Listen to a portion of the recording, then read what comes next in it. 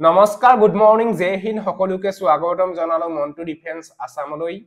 অসম পুলিচৰ কনষ্টেবল লেভেলৰ পদবিলাকৰ written exam যোৱাকালি অনুষ্ঠিত হৈ গল 6 এপ্ৰিল 2025 ধুনিয়াকৈ শৃংখলাবদ্ধভাৱে ৰিটেন এক্সাম অনুষ্ঠিত হ'ল কোনো ধৰণৰ খেলিমেলি দেখা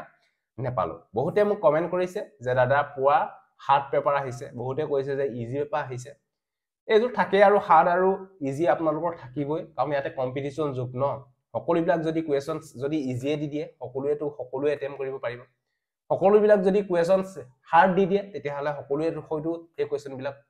কৰিব নোৱাৰিব সেইকাৰণে সকলোবিলাক চাই চিতি হয়তো কোৱেশ্যন পেপাৰখন বনাইছে তাতে ক'ব লগা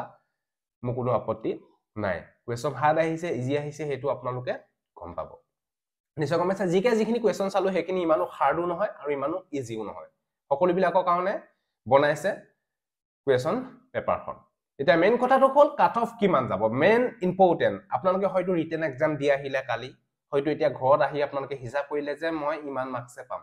এতিয়া আপোনালোকৰ হে মাৰ্কসৰ ভিতৰত আপোনালোকৰ কাট অফটো মিলিবনে নিমিলে এতিয়া হয়তো আপোনালোকৰ মনত হয়তো হেটো লাগি আছে যে কাট অফ কিমান যাব যেহেতু চাওক কাট অফ কিমান যাব এতিয়ালৈকে কোনো ক'ব নোৱাৰে আপোনালোকে কিমান মাৰ্কস পাইছে হেতু মেইন ইম্পৰ্টেন্ট আপোনালোকৰ ওপৰতে ডিপেন্ড কৰি আপোনালোকৰ কাট অফটো মাৰিব আপোনালোকে গম পাইছে ফিজিক্যাল টেষ্টত যেটো আপোনালোকে ভাবি আছিলে হেতু একোৱে নহল তাতকৈ বহু ওপৰত হাই লেভেলৰ গুছি গলগে কাট অফটো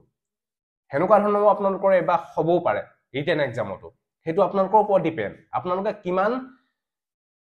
মাৰ্কস পাইছে হেতু আপোনালোকৰ মোস্ট ইম্পৰ্টেন্ট প্ৰত্যেকখন ডিস্ট্ৰিক্টতে ভ্যাকেন্সি বেলেগ বেলেগ আছে নিশ্চয় গম পাইছে কিছুমান ডিস্ট্ৰিক্টৰ 50টা ভ্যাকেন্সি থাকিব পাৰে কিছুমান ডিস্ট্ৰিক্টত হয়তো আপোনালোকৰ 100টা ভ্যাকেন্সি থাকিব পাৰে হেতু আপোনালোকৰ নিজৰ ডিস্ট্ৰিক্টৰ কেন্ডিডেট বিলাকৰ লগত যিমানখিনি মাৰ্কস পাইছে সেই মাৰ্কসখিনি চাই মেলি আপোনালোকক কাট অফটো মৰা হ'ব কিন্তু Dibrugarh Tinsukia Sivasagar and Charaideo militancy effect area তাতে হয়তো কাট অফটো অলপ কম যাব নিশ্চয় গম পাইছে এতিয়া আপোনালোকে মাৰ্কস কিমান পাইছে আপোনালোকে তলত কমেন্ট কৰি জনাবলে নেপাহৰিব ইয়াতে জিকে পৰা আহিছিল 40টা কোৱেশ্যন ৰিজনিংৰ পৰা কোৱেশ্যন আহিছিল 20টা কোৱেশ্যন ইংলিশ গ্ৰামাৰ পৰা আহিছিল 20টা কোৱেশ্যনছ বাকি মেথছৰ পৰা আহিছিল 20টা কোৱেশ্যন আপোনালোকে কিমানটা এটেম্প কৰিলে কিমানটা শুদ্ধ হৈছে তলত কমেন্ট কৰি জনাব তেতিয়াহে আমি গম পাম যে কিমান কাট অফ যোৱা সম্ভাৱনা আছে আপোনালোকে ডিস্ট্ৰিক্টটো মেনশন কৰি দিব যে আপোনালোকে কোনখন ডিস্ট্ৰিক্টৰ পৰা কিমান মাৰ্কস পাইছে বা কিমানটা এটেম্প কৰিছে আপোনালোকে তলত কমেন্ট কৰি জনাব তাৰ পিছত হয়তো মই এটা আপোনালোকক ভিডিও দিবলৈ চেষ্টা কৰিম আপোনালোকৰ যিখিনি কমেন্ট আহিব সেই কমেন্টখিনি চোৱাৰ পিছত আমি গম পাম যে কিমান কাট অফ যোৱা সম্ভাৱনা আছে এটা কাট অফটো এনেকুৱা ধৰণকে মাৰিব আপোনালোকৰ যি ফিজিক্যাল টেষ্টৰ মাৰ্ক আৰু ৰিটেন এক্সামৰ মাৰ্কস দুইটা প্লাস কৰি আপোনালোকে যেটো মাৰ্কস পাব সেই মাৰ্কসটো মিলাই মেলি আপোনালোকৰ যদি কাট অফত আহি যায় ভাইভা দিবলে আপোনালোকে পাই যাব নিশ্চয় গম পাইছে আপোনালোকৰ যি ফিজিক্যাল টেষ্টৰ মাৰ্ক আৰু ৰিটেন এক্সামৰ মাৰ্কস দুইটা প্লাস কৰিব প্লাস কৰি যদি আপোনালোকৰ কাট অফ লিষ্টত সোমাই যায় তেতিয়াহলে ভাইভা দিবলে আপোনালোকে পাই যাব সকলোৱে নাপায় ইয়াতে বহু কেন্ডিডেট হয়তো ফেল হ'ব ফিজিক্যাল টেষ্টত যেটো আপোনালোকৰ কম্পিটিশন হৈছিল এতিয়া আপোনালোকৰ যি ভাইভা দিবলে আপোনালোকৰ যেটো কম্পিটিশন হ'ব হেতু আৰু হাই লেভেল হ'বগে কাৰণ ইয়াতে আপোনালোকৰ পাই 25000 কেন্ডিডেটে ৰিটেন এক্সাম দিবলে পাইছে 25000 ভিতৰত অলৰেডি 10000 কেন্ডিডেটেহে ভাইভা দিবলে পাব বাকি 15000 কেন্ডিডেট ফেলি হ'ব কাৰণ 1:2 কে ভাইভা দিবলে মাতিব এতিয়া 1:5 কে ৰিটেন এক্সাম দিবলে মাতিছে তাৰে 3টা কেন্ডিডেট ফেলি হ'ব ইয়াতে আপোনালোকৰ যদি ফিজিক্যাল টেষ্টত এটা যদি ভাল মাৰ্কস আছিল যদি ৰিটেন এক্সামতো যদি এটা ভাল মাৰ্কস পাই গল তেতিয়া কোনো ধৰণৰ আপোনালোকে চিন্তা কৰিব কোনো কাৰণ নাই যদি আপোনালোকৰ ৰিটেন এক্সামত ফিজিক্যাল টেষ্টত যদি আপোনালোকৰ এটা কম মাৰ্কস আছিল যদি আপোনালোকে মিলিটেন্সি এফেক্ট এৰিয়াত যদি আপোনালোকৰ নাম আহিছিল বা নিজৰ ক্যাটেগৰীত আপোনালোকৰ নাম আহিছিল যদি আপোনালোকে এতিয়া ৰিটেন এক্সামত যদি বহুত ভাল হৈ গল তেতিয়া হলে আপোনালোকৰটো কোনো কথাই নাই আপোনালোকে হয়তো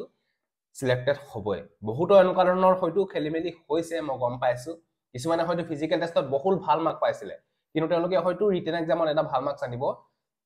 নোৱাৰিলে কিন্তু কিছুমান কেন্ডিডেট হয়তো ফিজিক্যাল টেষ্টত অলপ কম মাৰ্কস পাইছিল তেওঁলোকে কিন্তু এতিয়া ৰিটেন এক্সামত পুৰা ফালি পুঠি আছে পুৰা ভাল মাৰ্কস এটা লৈ আনিছে এনেকুৱা ধৰণৰ হয়তো বহু কেন্ডিডেটৰ হয়তো হ'ব এটো আগৰ পৰাই চলি আছে কাৰণ কিছুমানে হয়তো ফিজিক্যাল টেষ্টত বেছি গুৰুত্ব দিয়ে ৰিটেন এক্সামত বেছি গুৰুত্ব নিদিয়ে কিছুমানে হয়তো ফিজিক্যাল টেষ্টৰ কাৰণেও সমানে দিয়ে আৰু ৰিটেন এক্সামৰ কাৰণেও সমানে দিয়ে একাৰণে হয়তো তেওঁলোকে সিলেক্টেড হৈ যায় একাৰণে আপোনালোকে আজি দিনত চাকৰি পাবলৈ হলে সকলো বিলাকতে সমান হ'ব লাগিব আপোনালোকে গম পাইছে আগতে ইন্ডিয়ান আৰ্মি আপোনালোকৰ ফাৰ্স্ট টাইম হয় ফিজিক্যাল টেষ্ট কিন্তু আজি আপোনালোকৰ আজি অগ্নিবীৰ অহা পিছত আপোনালোকৰ এতিয়া ৰিটেন এক্সাম হয় এতিয়া মেইন ৰিটেন এক্সামে আপোনালোকে হয়তো ভালকে পঢ়িবই লাগিব ভালকে পঢ়িলেহে আপোনালোকে যিকোনো এটা চাকৰিতে আপোনালোকে পাবলৈ সক্ষম হ'ব বাট বাকি এইখিনিয়ে আছিলে কাট অফটো কিমান যাব কোনো ক'ব নোৱাৰে কিন্তু মেইন কথাটো হ'ল আপোনালোকে কিমান মাৰ্কছ পাইছে যদি এটা ভাল মাৰ্কছ পাইছে 35 34 37 36 তেতিয়াহ'লে নিশ্চিন্ত মনে আপোনালোকে থাকক আপোনালোকৰ নামটো আহিবই বাকি হয়তো যিসকল কেণ্ডিডেট হয়তো 25 24 27 28 এনেকুৱা ধৰণৰ হয়তো যদি মাৰ্কছ পাইছে তেতিয়া হয়তো অলপ আহিবও পাৰে নাহিবও পাৰে এনেকুৱা ধৰণৰ হয়তো মাজত চলি থাকিব সো এইটো আছে যদি ভিডিওটো ভাল পালে সকলো কেণ্ডিডেটক যাতে আপোনালোকে ভিডিওটো শ্বেয়াৰ কৰি দিয়ক যাতে সকলোৱে গম পাওক সো আজিলে বাই জয় হিন্দ বন্দে মাতৰম জয় অসম ধন্যবাদ